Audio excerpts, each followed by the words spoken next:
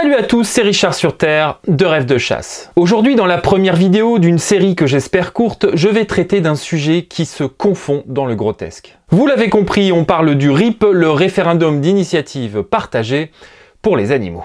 En fin de vidéo, on parlera d'Hugo Clément, le journaliste activiste de la cause animale, et de son nouveau BFF Xavier Niel, le patron de Free et propriétaire du journal Le Monde.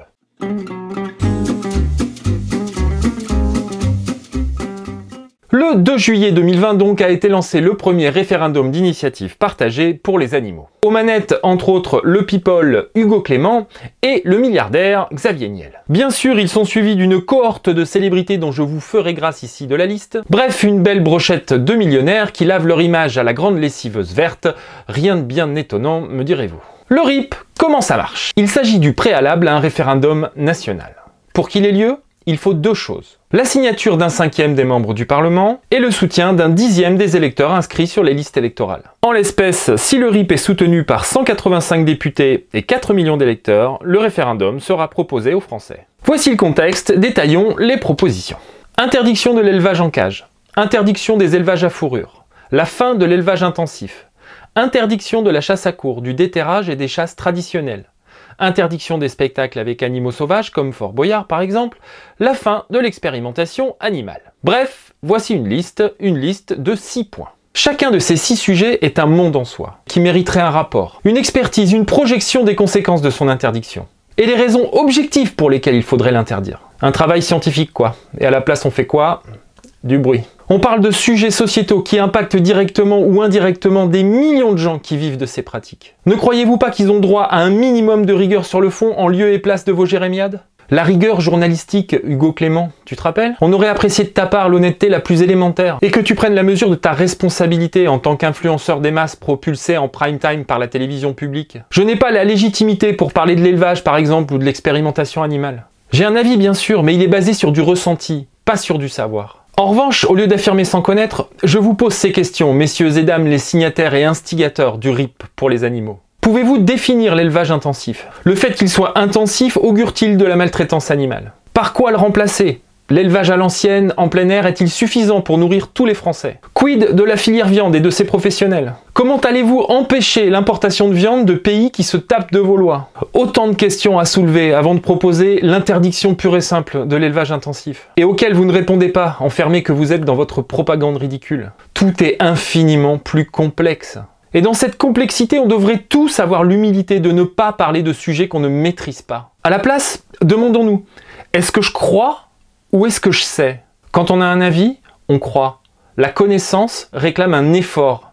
C'est une quête. Où sont les scientifiques? Les études contradictoires dont on croise les résultats pour essayer d'approcher une certaine vérité? Où est passée l'envie de comprendre? Le besoin de comprendre avant de l'ouvrir? Je vais y revenir, mais ce RIP, dans la forme qu'il prend, est un immense fourre-tout de croyances, sous l'œil bienveillant d'intérêts supérieurs que tout le monde fait semblant de ne pas voir. Ensuite, je m'interroge. Qui a fait cette liste? Xavier Niel et Hugo Clément? Ils ont décidé devant un petit barbecue rosé de ce qui était le cœur de la souffrance animale? Et les autres sujets, ils sont passés où? C'est Hugo qui a décidé que la chasse à courre était bien plus problématique que l'urbanisation galopante qui détruit les espaces naturels? Que la chasse à la glu non létale, je le rappelle, était un enjeu majeur bien plus important à traiter que la stérilisation de millions de chats qui détruisent des centaines de millions d'animaux en France? Ou les éclairages publics qui tuent des milliards d'insectes déséquilibrant ainsi toute la chaîne alimentaire? Initiative partagée, vraiment? Ou initiative d'on ne sait qui au profit d'intérêts qui nous échappent? Demandez-vous, au-delà des associations perdues dans leurs mensonges, qui a intérêt à pousser en avant la cause animaliste? Le sujet de ce RIP n'est pas le bien-être animal, vous l'avez compris. Parce que j'ai un scoop pour vous. Le bien-être animal me concerne, comme il concerne toutes les personnes normalement constituées. Mais confondre maltraitance et prédation, c'est juste une posture antispéciste. Et cette posture, portée par une poignée d'illuminés, est instrumentalisée pour servir des intérêts bien plus pragmatiques. Lesquels? J'ai ma petite idée, mais j'y reviens plus tard. Je voudrais d'abord m'adresser à vous qui ne connaissez pas la chasse à courre et les chasses traditionnelles, puisque c'est le sujet qui m'occupe et celui dont j'ai la légitimité de parler. Les seules images que vous en avez, ce sont celles des activistes, et elles sont soigneusement sélectionnées. Allez-vous vous laisser faire, ou allez-vous essayer de comprendre les choses par vous-même? N'avez-vous pas envie de faire votre choix en toute indépendance? J'ose croire que vous allez délaisser les sirènes ridicules de la propagande pour vous forger une opinion vraie, basée sur l'expérience et les faits. Suivre une chasse à courre, C'est ouvert à tous, c'est gratuit, et les veneurs seront ravis de vous expliquer leur passion. Vous comprendrez ainsi les infinies nuances de cette chasse et rencontrerez les belles personnes qui la pratiquent. Et il en va de même pour toutes les chasses qui ne demandent qu'à être découvertes. Oubliez tout le reste et venez nous voir sur le terrain. Ensuite, je voudrais m'adresser à vous, les politiques signataires. Oui, vous qui avez signé le RIP ou vous apprêtez à le faire. Vous êtes censés être les gardiens, les remparts contre la vindicte populaire. Vous êtes élus ou aspirez à l'être pour vous positionner au-dessus des agitations émotionnelles. C'est la définition même de votre mission. Vous devez opposer la raison, l'intelligence, la science aux diarrhées émotionnelles qui se répandent sur les consciences. Au lieu de ça, vous sautez à pieds joints dedans comme des gosses. Pour des raisons électoralistes, sans doute. Parce que ça fait longtemps que vous vous êtes assis sur votre conscience politique, sur les raisons premières de votre engagement. Alors vous allez rester là comme des pantins désarticulés, sans conscience, parce que c'est l'autre guignol sur France 2 qui l'a dit? Ou allez-vous prendre la vraie mesure de vos fonctions et vous élever au-dessus de ce vaste dépotoir rose bonbon pétri de propagande? C'est votre boulot, ça. C'est la raison pour laquelle on vote pour vous. La ruralité saura, en tout cas, pour qui ne pas voter. Votre inconsistance crève les yeux. On est en colère parce que notre parole ne parvient pas au public. Je ne serai jamais relayé par les grands médias. J'ai pas une émission sur France 2 pour me payer une légitimité dans un monde où vu à la TV est un argument de vente. Nous nous faisons insulter, menacer à longueur de journée. Notre mode de vie est piétiné par les mensonges. On nous traite de criminels, d'assassins. Et qui pour se poser en modèle pour les générations futures? Hugo Clément, appelé par le journaliste à Libération Quentin Girard, Ego Clément, pour sa proportion à croire qu'il réinvente le journalisme en s'indignant tous les 4 matins en ligne et en donnant des leçons de tartuffe moraliste. Selon lui, Clément en agace plus d'un. Mais Hugo Clément ne doute de rien. Le 1er août prochain, il participera à l'émission Fort Boyard au profit des enfants malades. Dans cette émission, enfermés dans des cages pendant toute la saison de tournage, on peut trouver 4 tigres, des souris, une trentaine d'araignées, environ 150 serpents détenus dans des vivariums, 120 rats dans des cages, une centaine de scorpions, des crabes, des anguilles, des grenouilles, des crapauds, des mouches, blattes et cafards, des criquets et des sauterelles, des asticots et vers en tout genre, des scolopendres, des mille-pattes, mais aussi des pigeons, des iguanes, des crocodiles. Je m'arrête là? Sur Twitter, Clément a été interpellé à ce sujet. De nombreux internautes se sont offusqués de sa participation à une émission qui fait de la présence d'animaux en captivité la recette de son succès, et voici sa réponse. Non, je ne cautionne pas. Je refuse de participer aux épreuves impliquant des animaux, j'y vais pour faire gagner des sous à des associations. Hugo participe donc en se bouchant le nez, dans le but d'aider les enfants malades. Grande et belle âme que voici, prêt à renoncer à ses idéaux pour une noble cause. Mais alors Hugo, permets-moi 2 remarques dont chacune est suffisante seule pour démontrer le vide de ta défense. La première, participer, c'est cautionner. C'est prêter ton image, sciemment. C'est quoi ta prochaine émission? Je nage avec les dauphins du Marineland pour sauver les bébés phoques? Deuxième remarque, si tu avais déclaré forfait au dernier moment par souci de cohérence peut-être, ou par peur de passer pour un con, la production de Fort Boyard aurait sans doute trouvé un remplaçant et peut-être même plus costaud. Le bonheur des enfants malades aurait été sauf, sinon, imaginez la scène. Je suis désolé les enfants, mais cette année, il n'y aura pas de sous. Hugo Clément n'a pas pu venir.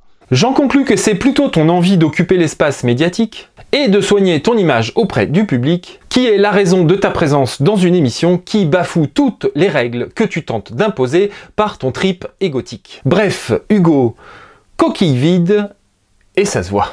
Et Xavier Niel alors? Le parangon de vertu?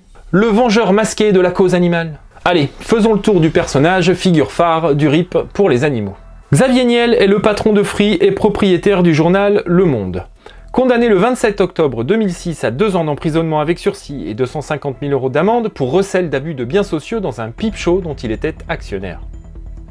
Voici une de ses citations célèbres. « Quand les journalistes m'emmerdent, je prends une participation dans leur canard et après, ils me foutent la paix. » Du coup, il a acheté le journal Le Monde. Sa fortune est estimée en 2020 à 9,1 milliards de $. C'est le PIB du Libéria, du Burundi et de la Sierra Leone réunis. Dans ces pays vivent environ 22 millions de personnes. C'est juste pour situer. Que vient donc faire Xavier Niel dans ce nouveau combat pour les animaux? S'est-il acheté une conscience nouvelle? Va-t-il faire don de sa fortune pour doubler le PIB de 3 pays africains? Et s'engager pleinement dans la cause animale? Presque. Aux côtés de Jeff Bezos, le patron d'Amazon, Richard Branson, le patron de Virgin, et Bill Gates, le patron de Microsoft, Xavier Niel a participé au financement record de 90 millions de dollars de la société Motif Ingredients, qui a pour objectif de créer toute une gamme d'ingrédients nécessaires à la fabrication d'alternatives végétales à la viande, au lait et aux œufs. En 2018, le marché vegan a augmenté de 24%, et selon Le Figaro, il atteindra 600 millions d'euros en 2021. Plus de viande, plus riche le Xavier. Comme disait la pub, si t'as free, t'as tout compris. Ne vous y trompez pas. Derrière les associations perdues dans leur idéologie vaseuse, se cache le grand remplacement, orchestré par des milliardaires qui souhaitent la mort de l'élevage, source de nourriture dont la production est accessible à tous. À la place, des brevets, des gros sous, des milliards. Ça ne vous rappelle rien? Monsanto, les semences brevetées? Vous ne voyez pas que la monétisation de la nature est en marche? Prête à être cotée en bourse? C'est ça que vous voulez? Ce qui se joue ici, c'est la résistance à la privatisation de la nature. C'est le vivre ensemble, c'est la tolérance contre la mainmise du capital sur nos campagnes.